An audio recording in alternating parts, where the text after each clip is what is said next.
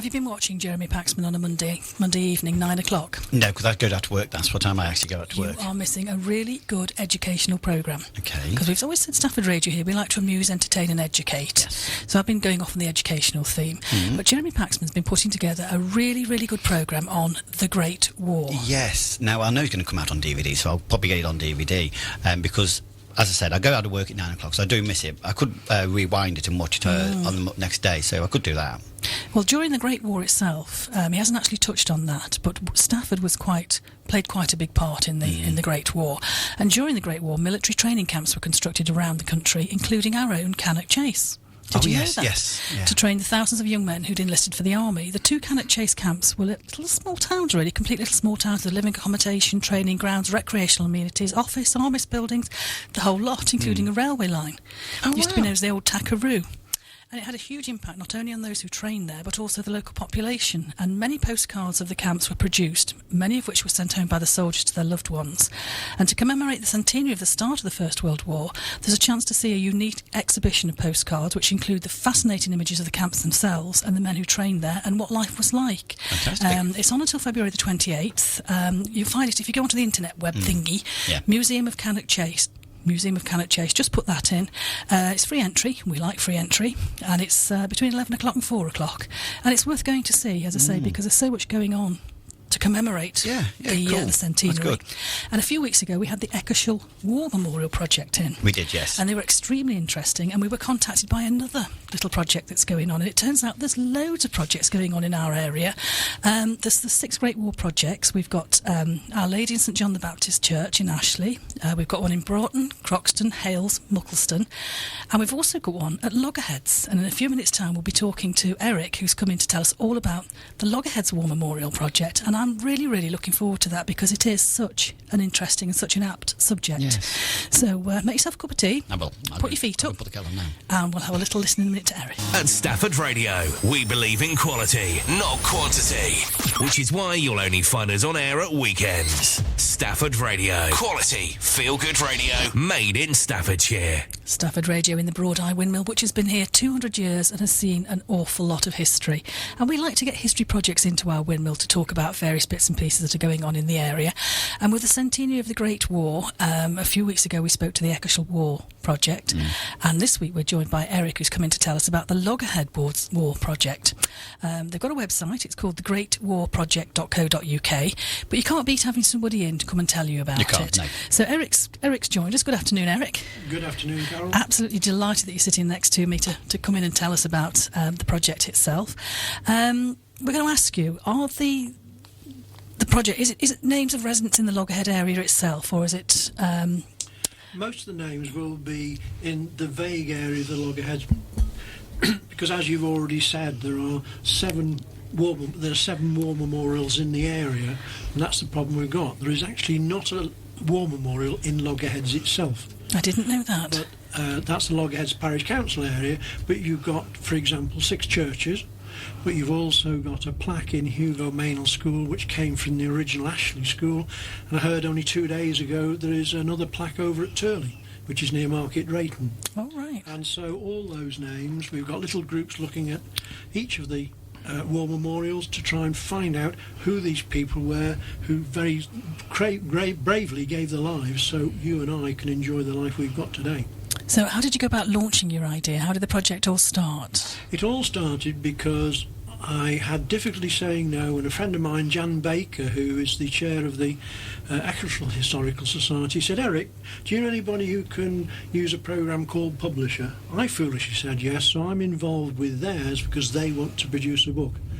I went back to our own history society, which is the Blore Rural District History Society, put it to 2 of the local historians and said, we want to do the same thing because we want to be able to research all the names on the war memorials to find out as much as we can.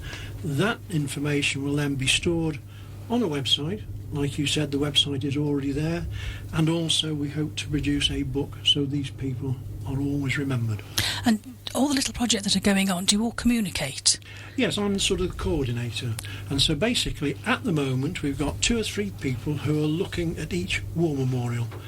Hales is one, and if there's anybody out there who would like to get involved in Hales or Mucklestone or any of the others, please contact me via the website. You'll have the opportunity, if you do not know how to research names, we will train you.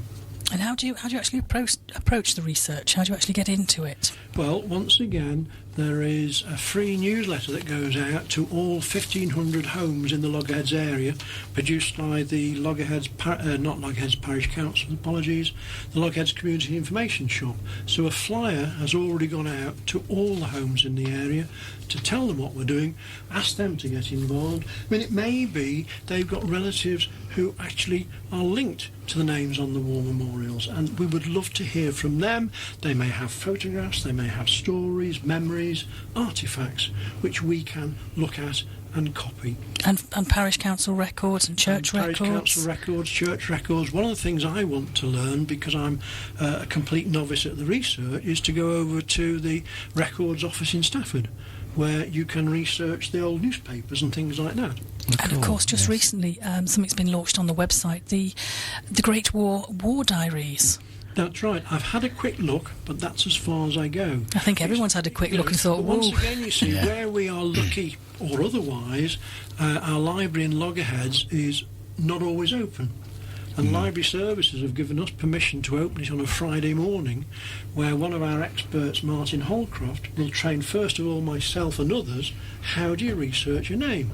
Now this could lead into researching your own family history. Like a family tree. It's like a family tree. Yeah. So, once again, I suppose a big thank you to Staff's Library Services, that they've got 2 computers down there. You can take your own laptop or your notepad or your iPad or whatever, and somebody will train you how to use it. So basically you've got a war memorial with a name on, and it's researching each name, who they were, where they served, where they've died, and as much information, and possibly even a photograph too. That's right. So the first big problem is trying to find the person themselves. So sometimes it's fairly easy. You do a search on ancestry.com and they will tell you, oh yes, this person was born at such and such a date. You can then go on to the Commonwealth War Graves Commission website, where you'll find the details of where they sadly died, where they are now either buried or commemorated. And like you say, there are families out there that may have photographs which they will allow us to put on the website. So you'll end up with, like you say, one name. We'll hopefully know sadly where they passed away, when, how old they were. We will know perhaps even more military history about them, or about the regiment they're involved with. More important, let's find out about their family history. So I was looking at one name on the Hales War Memorial. I know that at the age of 5, this young man, as he was living with his mother and 3 brothers and a sister. And before he went into the war, because we now come to an ex-census, he was shoveling coal at Market Drayton Coal Wharf. It's a good basis as well for a family to start researching their family history, because it's a family group. I must admit, I started out similarly with this war project, my grandfather's name on a war memorial, and it's extrapolated out. All of a sudden, I've got somebody contacted me with a photograph of his grave, his flight log, his complete flying record, all his colleagues, what he did, and suddenly, woof, and we've gone back generations, and it's just amazing. And you get really interested in it and really start researching your things away from what information you've got just from one name. On a that's memorial. Right, because somebody else came forward and they asked me the question, did we have rationing books in the First World War? Well, you are 2 experts either side of me. Did we have rationing I know books? I'm old, but I'm not that old. But the answer is yes. In other words, we know we had rationing books in the Second World War, but somebody's come forward, so we've now got a rationing book from the First World War, which will go on the website. At least people will be able to see what it looked like. Yeah, That is absolutely amazing. We're going to have a little bit of music and a few sips of coffee, and then we're going to come back and have a few more questions, if you don't I like mind. the idea of the coffee. And me too. He's got fairy cakes. I'll wrestle you for him. Carol Lake on Stafford Radio. And I'm joined this afternoon by Eric. We're talking about the Loggerheads Great War Project, and Eric's just said, can I ask you a couple of questions? Yeah, of course you can. How do you turn the paper over professionally without it rattling in between links? And I said, well, it's quite easy. You do this. Yeah. And he said, and how do you eat fairy cakes quietly? I said, Paul will show you how to do it. Just throw them down your neck one at a time. Don't tell everybody we're eating I'm cakes. going to try mine after this is finished. Oh, yeah, there's enough to go round. Oh, there's plenty. Thousands. So talking about the Loggerhead War Project, was it your project? Was it your idea? No, I don't like to call it my project or my idea. It came from the fact I was talking to Jan Baker, who is the chairman of the Ecclesfield Historical Society. She explained what they were doing. I joined them, if you like, and then Dennis Joynson had a chat with him. I thought this is a fantastic idea, so I go back to our own local history society, which is called Blore Rural District History Society. We meet on the third Monday of the month in Ashley at the Oddfellows Hall. Everybody's welcome. Put it to a couple of local historians. Thought, what a great idea that we remember these people. The History Society had said, go ahead and get it up and running. And that's, like I said earlier, you put flyers out, you put notices out, there's a newsletter out as well. And who's on your team? Right, who've got it? Well, I suppose really I'm the overall coordinator. The chap in charge. And then the chap in charge. And then each memorial has got an individual and with helpers. So, for example, the Ashley Memorial, Martin Holcroft's keeping an eye on that and coordinating it. We've got the Broughton, sorry ladies and gentlemen, the Broughton coordinator is Sarah Humphreys. She's already done an amazing amount of work on that, and she's visited all bar one of the actual graves abroad. So she's involved with that. The Croxton coordinator is Roger Goldman, who only recently moved into Croxton, but he's done a lot of work in military, looking up military history and things like that. Mucklestone, George Butters, he has lived, if not born, he has lived all his life in the Loggerheads area, and he's looking after Mucklestone Church. Hales, we've got John Haggerty looking after that. And the new chairman of our society is called Steve Powers. But like I said earlier, these are individuals who need help. And if there's anybody out there who wants to get involved, then please contact us via the website, which, just to repeat again, is the usual 3 W's, greatwarproject.co.uk. So if you're related to anybody who's got a name on the War Project or the War Memorials, any photographs, details, family history, no matter how tiny or scrappy, that's right, yeah. To you it could be the final piece of a jigsaw. And it can be, it could be the final piece. It creates interest for other people to know what is going on. I mean, give an example, most of those people I've mentioned have already got the skills already, but people like myself, Kathleen Pemberton, who is my financial advisor, there's a guy called Bob Dixon, Liz Prince and John Haggerty, we haven't got the skills. So like I said earlier, the Library of Kindness let us use their computers, and Martin himself is training us on how to do research into all these names. It's a fantastic project. It sounds fascinating. It really is. And how long do you think it's going to take to complete the project? Well, we are aiming to get the basics covered before, I think it's the 14th of August, when the First World War started. But I can see this ongoing. And it may develop into other projects. As somebody said to me, Eric, are you going to do the World War II ones as well?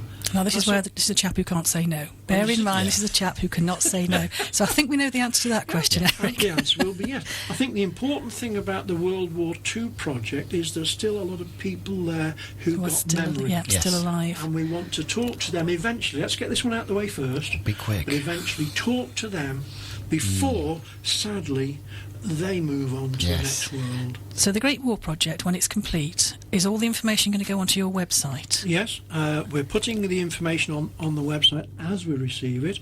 So like I said at the beginning, the website went live before Christmas. Yeah. There is already a certain amount of information on there. Just go on there, have a look at it. If you think we've got something wrong, let us know. If you know some extra, let us know. Get involved in any small way to help us. And it's nice actually to remember the World War.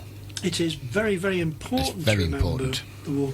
It's a bit like I said, that a lot of these things, we hope the project goes on. It will become a bigger community project, but I think the important thing is, like it's been said many, many times, we must remember that saying, they shall grow not old, as we are left growing old.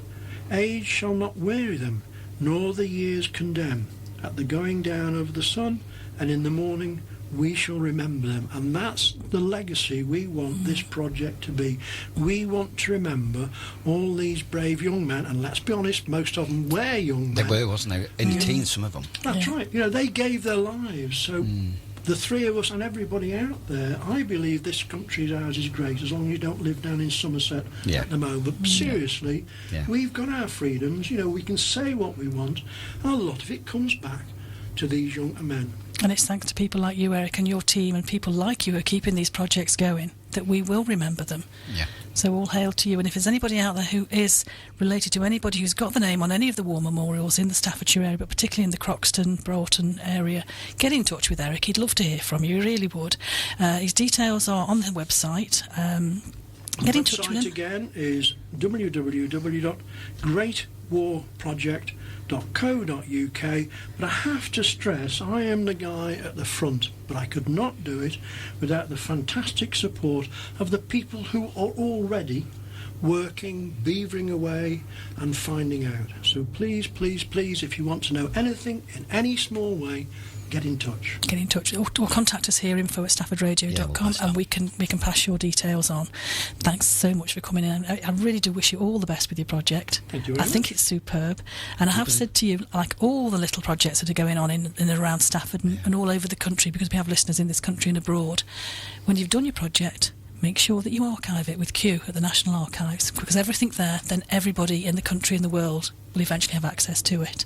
We certainly will do. We will. Keep us informed as well. Yeah, come thank back. you very, very much for inviting me in. I've thoroughly enjoyed it, and you've got a fantastic project yourself going on here. Oh, yeah, I'll come yes. back in the next 12 years and see how far we've got up towards the top of the windmill. See if they've stuffed Carol and put her in an exhibition case upstairs. Eric, very thank you much indeed. so much for